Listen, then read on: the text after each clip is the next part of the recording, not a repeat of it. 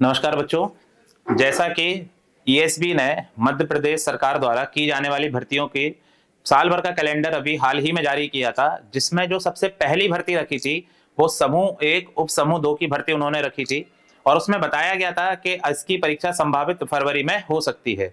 तो देखिए, आप कल शाम को ही इसका नोटिफिकेशन जारी हो चुका है और इस पे कुल 474 पदों के लिए उन्होंने भर्ती निकाल दी है। मतलब जैसा कि कैलेंडर में बताया गया है उसके हिसाब से समय पे ये कार्य होने लग रहा है। ठीक है ना। तो चलिए बात करते हैं, सर ये है क्या समूह 1 उप समूह 2, इसमें कौन कौन सी भर्तियां आएंगी उसके बारे में अपन थोड़ा विस्तार से बात कर लेते हैं बच्चे। ठीक है ना। तो चलिए पहले इसके बारे में बात करते हैं, इसमें अपन एज, सिलेबस, योग्यता, सभी चीजों के बारे में डिस्कशन करेंगे एक एक चीज लेके। तो यहाँ पर देखें, ये आपकी भर्ती आ चुकी है बेटा किसकी, ग्रुप 1 सब ग्रुप 2 रिक्रूटमेंट। ठीक है ना। इसकी भर्ती आ चुकी है आपकी समूह 1 उप समूह 2 के पदों की भर्ती हुई है, तो संयुक्त भर्ती परीक्षा। ठीक है ना। तो इसके जो फॉर्म भरे जाने हैं उसकी प्रारंभिक तिथि है, फॉर्म भरे जाएंगे 24 दिसंबर से। फॉर्म कब से भरे जाने हैं? 24 दिसंबर से भरे जाने हैं फॉर्म आपके। और अंतिम तिथि कब है आपकी? 7 जनवरी है। मतलब 7 जनवरी तक आपको फॉर्म भरने की लास्ट डेट इन्होंने दी है।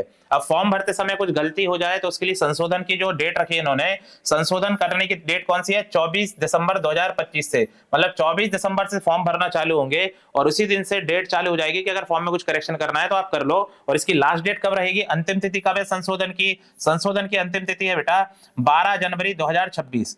तो 12 जनवरी तक आप फॉर्म में संशोधन कर सकते हैं। लास्ट डेट है 7 जनवरी और अगर गड़बड़ हो जाए फॉर्म में कुछ तो 12 जनवरी तक आप संशोधन फॉर्म में कर सकते हैं। ठीक है ना। अब इसकी परीक्षा कब होनी है? तो इसकी जो परीक्षा बताई गई है बेटा, इसकी परीक्षा का जो दिन है, परीक्षा का दिन आपका बताया गया है वो है 10 फरवरी 2026 से प्रारंभ। कब से है ये? 10 फरवरी 2026 से प्रारंभ। तो जैसा कि इन्होंने बताया था कि फरवरी में इसकी परीक्षा करवा सकते हैं, तो फरवरी में इनको डेट दे दी है आपको। ठीक है ना।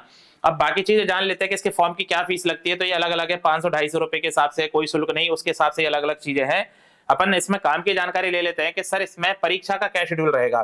तो जो परीक्षा रहेगी बेटा आपकी, इसकी इसकी 2 पालियों में परीक्षा होगी। तो जो पहली पाली रहेगी उसमें जो परीक्षा शुरू होगी वो होगी 9 बजे से।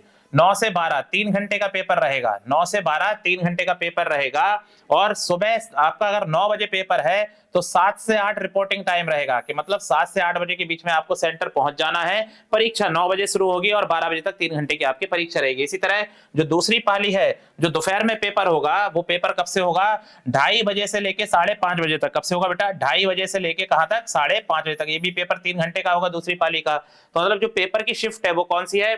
9 से 12 और आपका कितना है? 2:30 से 5:30। ठीक है ना। तो जो दोपहर वाली शिफ्ट है उसमें रिपोर्टिंग टाइम जो है वो 12:30 से 1:30 बजे के बीच का है। इस समय आपको सेंटर पे पहुंचना रहेगा।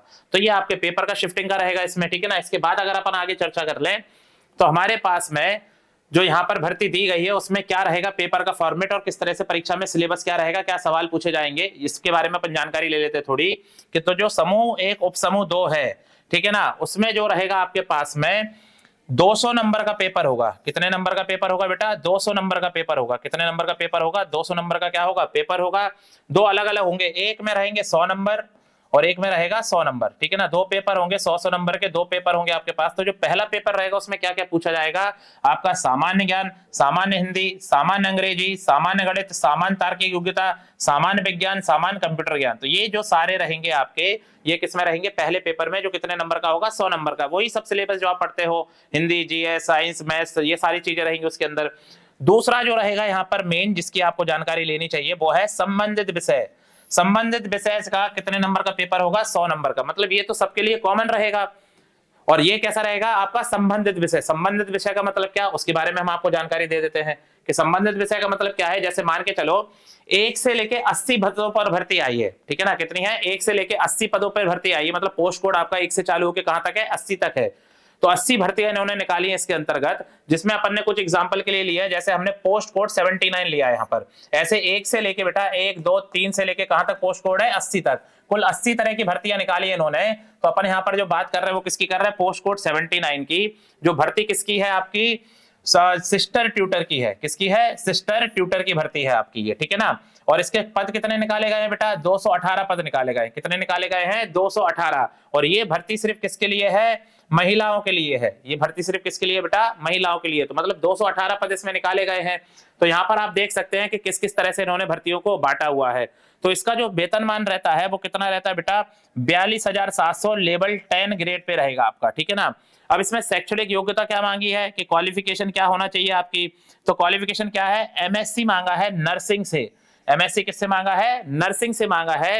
एक्सपीरियंस कितना है? एक्सपीरियंस एमएससी नर्सिंग, ठीक है ना, with total 3 years teaching experience, ठीक है। 3 साल का आपको क्या होना चाहिए? टीचिंग अनुभव होना चाहिए। समझ में आ रही बात? आपको एमएससी नर्सिंग का एक्सपीरियंस देना है और 3 साल का क्या देना है? टीचिंग एक्सपीरियंस जमा करना होगा इसके लिए आपके पास में, ठीक है। अगर आपने पीएचडी कर रखी है तो वो डिजायरेबल रहेगा। डिजायरेबल का मतलब क्या होता है बेटा? कि अगर मान के चलो 2 कैंडिडेट है, एक ने एमएससी कर रखा है, 3 साल का उसके पास एक्सपीरियंस है, और एक दूसरा कैंडिडेट है जिसने एमएससी कर रखा है नर्सिंग में और उसके पास 3 साल का एक्सपीरियंस भी है, लेकिन उसके पास पीएचडी भी है, तो दोनों में से किसका चुनाव किया जाएगा? पीएचडी वाले का किया जाएगा, क्योंकि मान्यता किसको दी जाएगी? पीएचडी वाले को दी जाएगी। तो इसलिए क्या बोलते हैं? पीएचडी नर्सिंग क्या है? डिजायरेबल है आपका। समझ में आ गई बात ये, ठीक है। इसके आगे अगर अपन बात करें तो जो ये नर्सिंग का है बेटा, इसमें अब ये रहेगा सर संभावित, जो अपन ने पेपर की बात करी थी 100 नंबर की, संबंधित विषय के क्या पूछा जाएगा। तो जैसे अगर नर्सिंग की भर्ती है तो इसमें कहां से सवाल 100 नंबर का पेपर बनेगा, तो वो जो 100 नंबर का पेपर बनेगा वो यहां से बनेगा। तो उसमें क्या रहेगा? शारीरिक रचना, शारीरिक विज्ञान, एनाटॉमी एंड फिजियोलॉजी है, पोषण न्यूट्रिशन है आपका, माइक्रोबायोलॉजी है, मानसिक स्वास्थ्य है, बाल विकास चाइल्ड डेवलपमेंट जिसे बोलते हैं आपका, सामुदायिक स्वास्थ्य है, दवाइयां हैं आपके पास में, रोगी देखभाल है, और के महत्वपूर्ण प्रश्न शामिल होंगे। समझ में आ रही बात ये? तो जो 100 नंबर का पेपर होगा, 100 नंबर का इसमें नर्सिंग में जो पेपर होगा, 100 नंबर का जो नर्सिंग में पेपर होगा, उसमें यहां से आपसे सवाल पूछे जाएंगे। तो ये आपका क्या कहलाएगा? संबंधित विषय कहलाएगा। आ रही नहीं आ रही बात समझ में? आपका क्या कहलाएगा? ये संबंधित विषय कहलाएगा। समझ गए? क्या कहलाएगा? आपका संबंधित विषय कहलाएगा। समझ में आ गई नहीं आगे बात ये, ठीक है ना। तो इससे आपके क्या पूछे जाएंगे? सवाल पूछे जाएंगे। अब आगे अगर मैं बात कर लूं तो क्या है यहाँ पर कि यहाँ पर देखें अपन, जैसे अभी हमने एक एग्जांपल लिया था पोस्ट कोड का, ऐसे दूसरी पोस्ट कोड का एग्जांपल ले लेते हैं हम। इसका पोस्ट कोड कितना है? 80।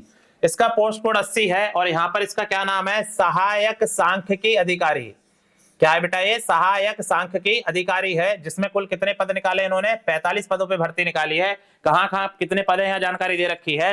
जिसका सैलरी स्ट्रक्चर रहेगा, इसका वेतनमान रहेगा 36,200 से 1,14,800। लेवल लाइन का इसका क्या रहेगा? सैलरी स्ट्रक्चर रहेगा।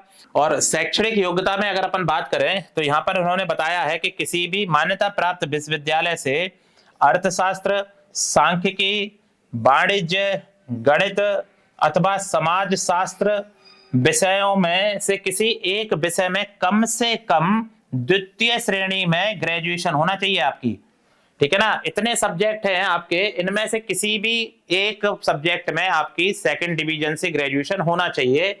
और क्या मांगा उन्होंने इसके साथ में? और फिर यहां पर उन्होंने बोला है इसके बाद में कंप्यूटर एप्लीकेशन अथवा कंप्यूटर संचालन में स्नातक उपाधि, मतलब आपका एक ग्रेजुएशन कंप्यूटर एप्लीकेशन में होना चाहिए।